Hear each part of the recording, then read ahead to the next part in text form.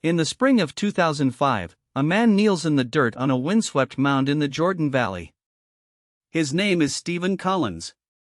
He is an archaeologist from Trinity Southwest University. The sun is white. The soil is pale. And somewhere beneath his knees lies a city that vanished from the face of the earth 3,600 years ago. He is not the first person to search for it. Archaeologists have tried for more than a century. They have dug trenches in the wrong valleys. They have followed maps that pointed south when the text pointed northeast. They have chased a name that most of the academic world long ago dismissed as myth. The name is Sodom. You know this story. You have heard about the fire and the brimstone falling from the sky. You have heard about the angels at the gate. You have heard about a woman who turned to look back and became a pillar of salt. And you have probably assumed, as most people do, that it is a parable. A moral warning dressed in ancient drama. But here is what you have not heard. In 2021, a team of 21 scientists published a paper in Nature Scientific Reports, one of the most respected research journals on Earth. What they found beneath this mound in Jordan did not confirm a parable. It confirmed a catastrophe. Melted pottery. Shocked quartz. Diamonoids that only form under pressures found at asteroid impact sites. Temperatures that exceeded the surface of the sun. And a grain of salt, a single, tiny crystal embedded in a layer of destruction that no volcano, no earthquake, and no ancient army could explain. This is not a Sunday school lesson. This is not a theological debate. This is not a fairy tale wrapped in ancient language. This is a crime scene, and the evidence has been sealed beneath the earth for 3,600 years. By the end of this video, you will never read Genesis chapter 19 the same way again. And that woman, the one who turned to look back, we will get to her. But not yet. Before we reach the evidence, you need to understand how this city ended up in the Bible in the first place. The story of Sodom does not begin with fire. It begins with a choice, a quiet, ordinary choice that most readers skip right over. And it begins with two men standing on a hilltop, staring down at a valley so green and so lush that the book of Genesis compares it to the Garden of Eden. The book of Genesis tells you that Abraham and his nephew Lot had grown wealthy together. Their flocks were enormous. Their herds filled the grazing land between Bethel and Ai. And their herdsmen had begun to quarrel because there was simply not enough room for both households. So Abraham, the older man, made a generous offer. He told Lot to look in every direction and choose whichever portion of the land he wanted. Abraham would take whatever was left. Lot looked east. And what he saw changed the course of his life. The Hebrew text calls it the kicker, the whole disk of the Jordan. Picture it. A wide, circular plain stretching below the hills, watered by the Jordan River, green as far as the eye could see. Genesis chapter 13 says it was well watered everywhere, like the garden of the Lord, like the land of Egypt. Lot saw abundance. He saw comfort. He saw a future for his children in the richest valley in the region. He chose Sodom. And here is where two lives split in a direction that will never come back together. Two men. Same family. Same God. Same promise hanging over them. But Abraham stayed in the rocky hills of Canaan, dry land, hard soil, nothing but faith and the stars overhead. Lot moved toward the green valley, toward the cities, the wealth, the ease. Abraham looked up at God's promise. Lot looked down at the plain's comfort. One man chose the harder ground and trusted the voice. The other chose the easier ground and trusted his eyes. Now pay attention to this. The Bible does not say Lot moved into Sodom right away. Genesis chapter 13 says he pitched his tent toward Sodom, near the city, not inside it. But by chapter 14, he is living inside the walls. And by chapter 19, he is sitting at the city gate, a position of civic leadership and authority. Lot did not fall into Sodom. He drifted toward it. One compromise at a time. One step closer, then another, until the distance between him and destruction was measured in footsteps. Abraham stayed in the hills. And one afternoon, God came to visit. 3 visitors arrived at Abraham's tent near the oaks of Mamre. Abraham ran to meet them, bowed low, and prepared a meal: freshly baked bread, a tender calf, curds, and milk. It was lavish hospitality by any standard. And after the meal, the visitors made 2 announcements. The first, Abraham's wife Sarah, old and past bearing years, would have a son within the year. The second, the outcry against Sodom had grown so great that God intended to investigate, and if the city was as wicked as the cry suggested, he would destroy it entirely. What happens next is one of the most extraordinary conversations in all of Scripture. Abraham begins to negotiate with God. Will you sweep away the righteous with the wicked? He asks. What if there are 50 righteous people in the city?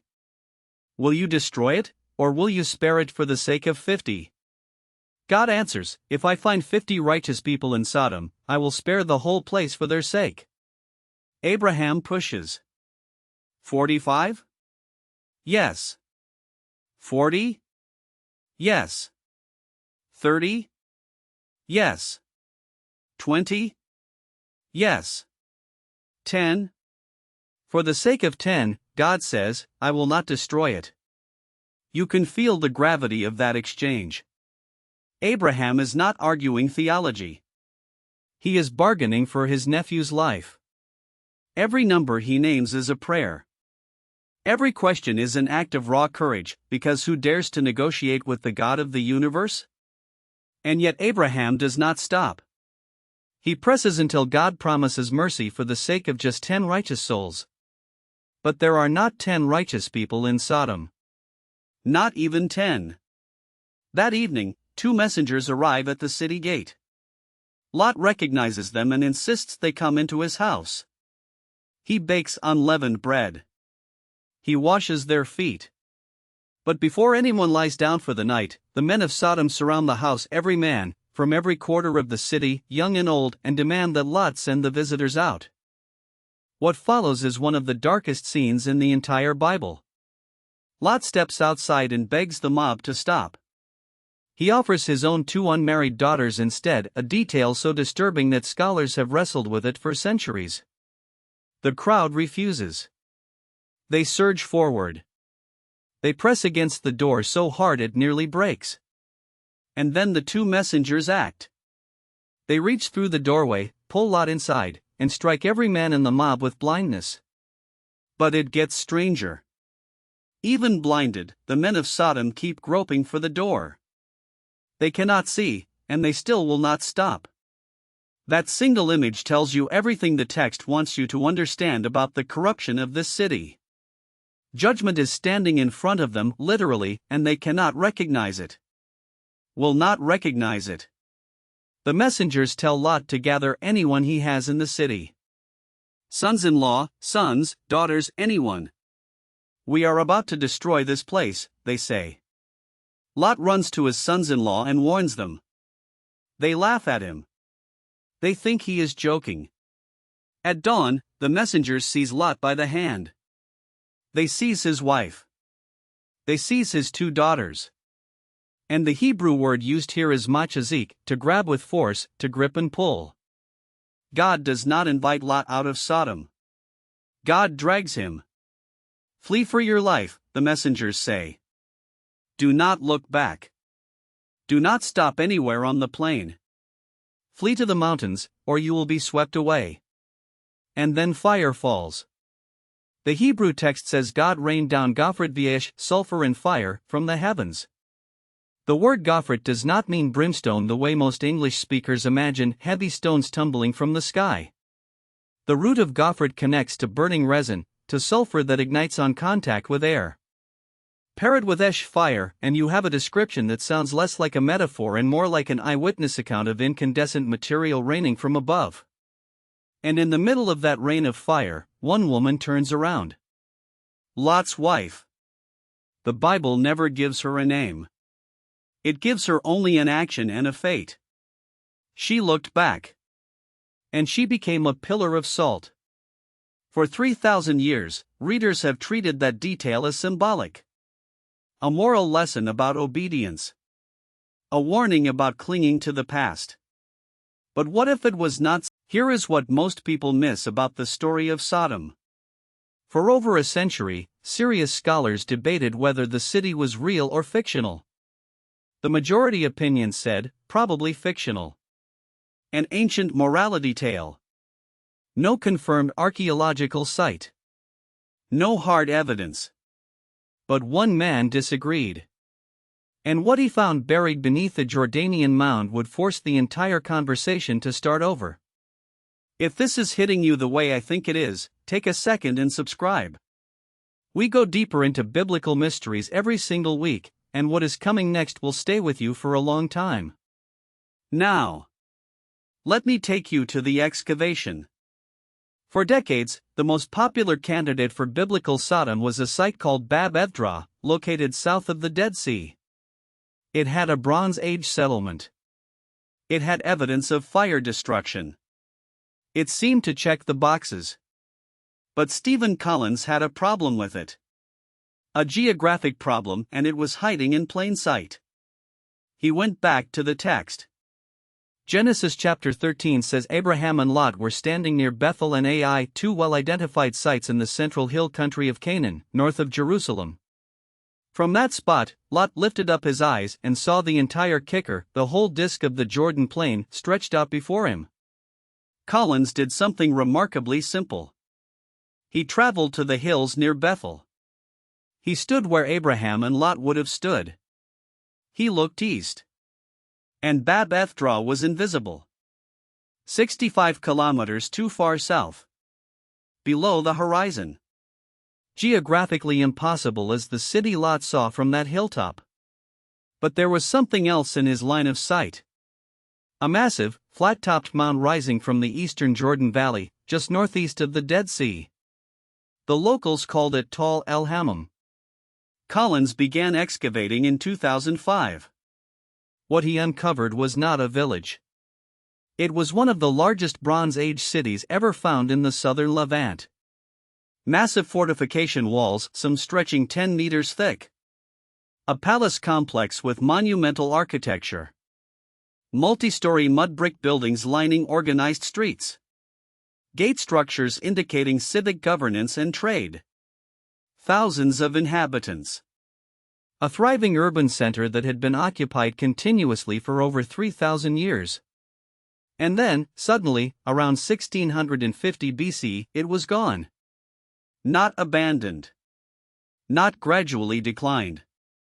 Not conquered and rebuilt by a new power. Gone. The entire upper city, every mud brick wall, every rooftop, every structure above a certain height had been sheared off cleanly. As if something had swept across the city horizontally and removed everything above 3 meters. Stay with me. Because that pattern of destruction is not consistent with warfare. Armies knock down walls from the side. They burn buildings from the ground up. They leave rubble in uneven piles. This destruction was lateral, sweeping from one direction across the entire site as if a massive pressure wave had rolled over the city at high speed. And then the laboratory results came back. In 2021, Ted Bunch, Philip Sylvia, Stephen Collins, and 18 other scientists published their analysis in Nature Scientific Reports. What they found in the destruction layer defied every conventional explanation. Shocked quartz, mineral grains deformed by pressures exceeding 5 gigapascals. You find shocked quartz at nuclear test sites. You find it at asteroid impact craters. You do not find it in house fires, volcanic eruptions, or ancient sieges. Diamonoids, microscopic carbon structures that require temperatures above 2000 degrees Celsius and extreme pressure. Found only at cosmic impact sites and nuclear detonation zones. Melted pottery, ceramic fragments whose outer surfaces had fused into glass. Bronze Age pottery kilns reached roughly 1000 degrees Celsius. Whatever struck Tall el-Hammam was at least twice that hot. At minimum. Iron and silica spherules, tiny metallic balls that form when rock is vaporized and then recondenses in the atmosphere. The same type of spherules found at the Tunguska impact site in Siberia. The same spherules found at the Younger Dryas boundary layer 12,000 years ago. And salt. Not ordinary background salt. The destruction layer contained concentrations of sodium chloride far beyond anything in the surrounding soil. The Dead Sea, one of the saltiest bodies of water on Earth, sits just 11 kilometers to the south.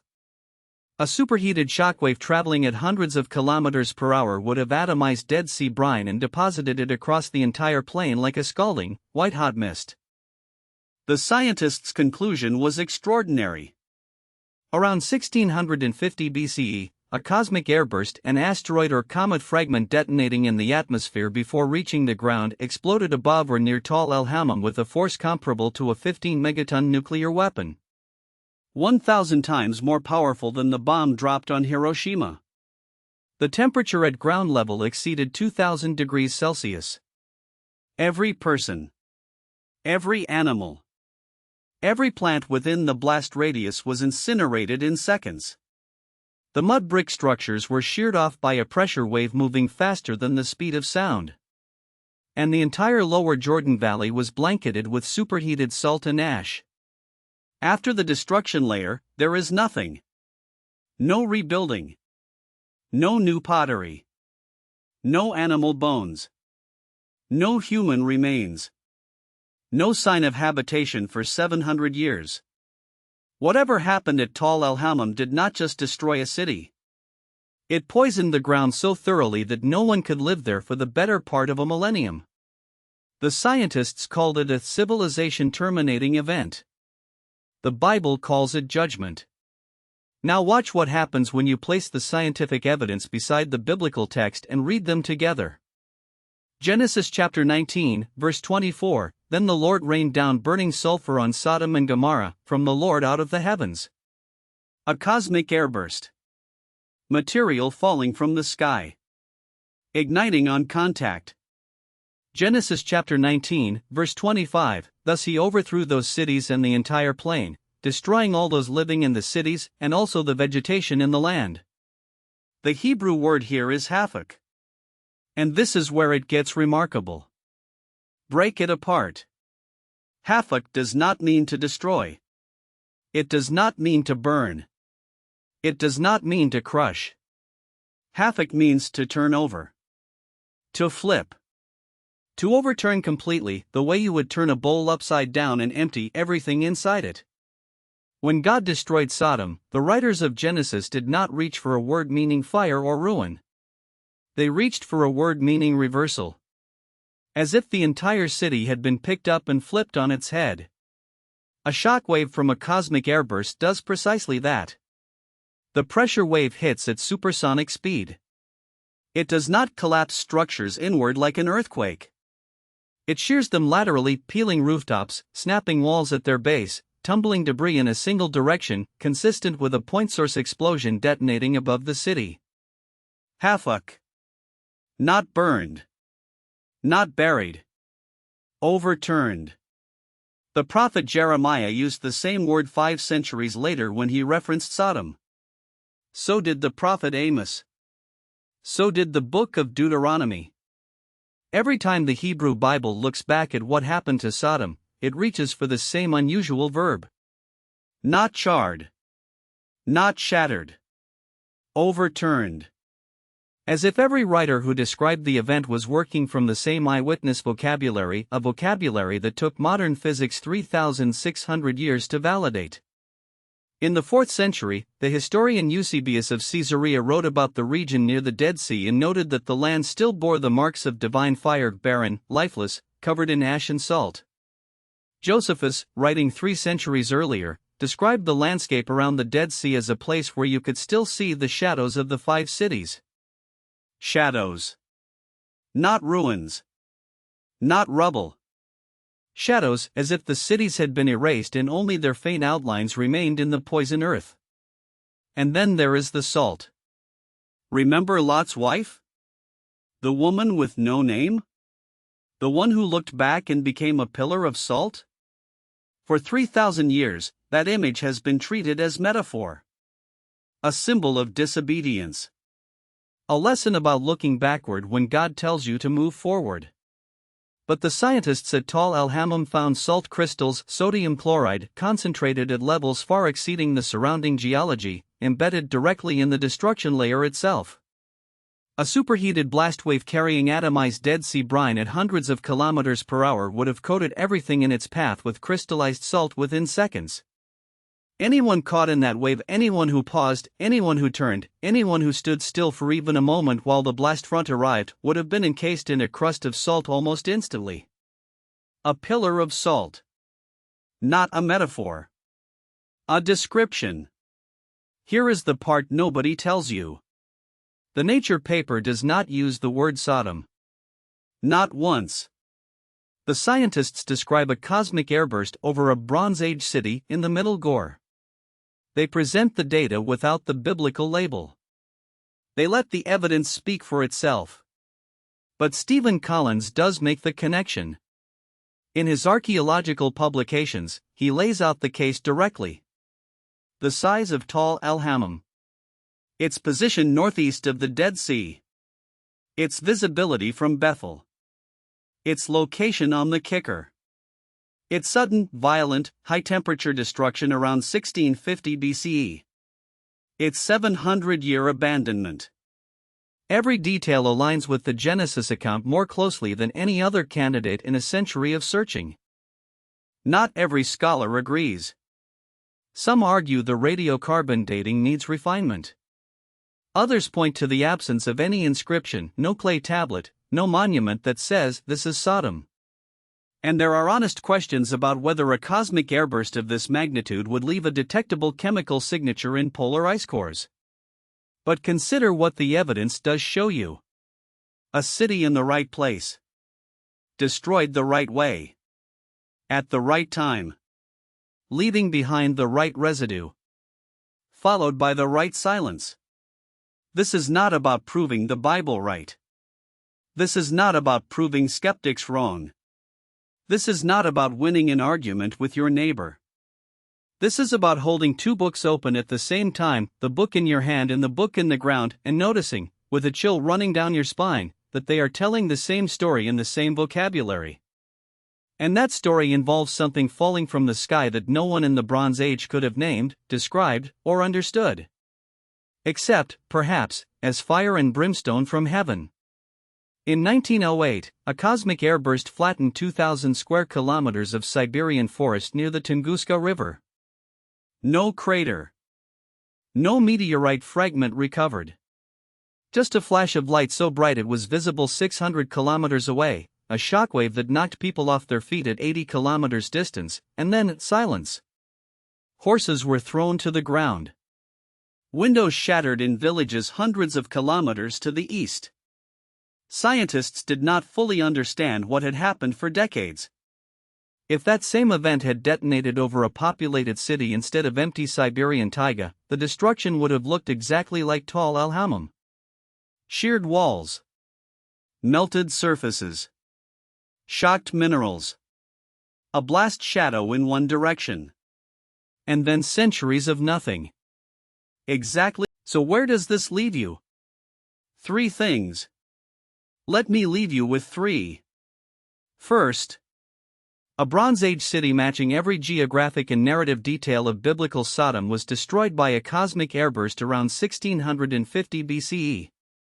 The evidence: shocked quartz, diamonoids, melted pottery, superheated salt deposits, 7 centuries of total abandonment, is published, peer-reviewed, and freely available for anyone willing to read it. The ground remembers what happened. The question is whether you will take the time to listen. Second, the Hebrew word Hafakh, to overturn, is not the word you would choose if you were inventing a myth about divine fire. It is the word you would choose if you had actually witnessed a shockwave flip a city sideways. The precision of the biblical vocabulary does not prove divine authorship by itself.